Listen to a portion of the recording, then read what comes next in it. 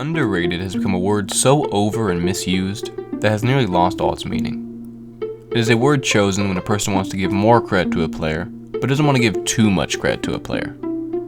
It's as milquetoast of an endorsement that a person can possibly bestow, with as little brainpower used as actually eating milk and toast for breakfast. When thinking of the concept for this series, I immediately began to think of the most underrated players in the league, a trope I am as at fault as any of falling into. Then, I thought about what we all really mean when we say a player is underrated. What we really mean is misunderstood. We want to help educate those who may misinterpret or completely lack understanding of a specific player's game. So, instead of talking about a slew of the most underrated players in the league, an idea most would certainly scroll past, I'm here to shine a light on players who I believe are misunderstood. Giving you a complete look at what a player truly is, what they do right, what they do wrong, and everything in between. This week, that player is Kemba Walker. It is these type of handles, and more specifically ankle-shattering stepbacks, often stepping left, that Kemba Walker is famous for. His value is unknown to many, however, because the team he plays for is unknown, and the position he plays contains a surplus of talent. So, I wanted to shine a light on exactly the kind of player he is. Kemba Walker has become one of the best shooters in our league. After years of being subpar, he has found a way to shoot at a nearly unmatched rate. He does so by using screens and using them often. Either in a pick and roll or coming off the screen, Kemba is dangerous from anywhere on the court at any time.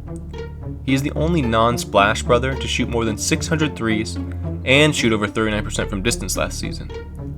He creates separation by using these types of screens, along with his twitchy speed and elusive handles. Despite all of this, he isn't exactly a good isolation player. He allows the offense to be run, rather than completely running it himself, electing to go one-on-one just 6% of the time. A nice attribute if not for his teammates' collectively poor performance last year.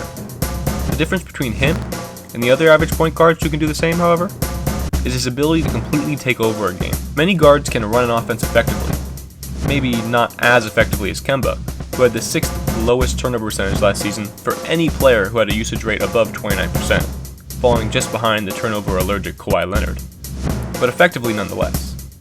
It's his unquantifiable ability to take hold of a game in an instant that makes him a greater player than those in point guard purgatory. Kemba looking for 2 in a row, and he's got it! Kemba, despite his extended scoring acumen, isn't the greatest passer either. He struggles mightily and surprisingly in the pick and roll, when having to feed his big man a pocket pass. He either misses it altogether, or tosses an inaccurate and delayed bounce pass.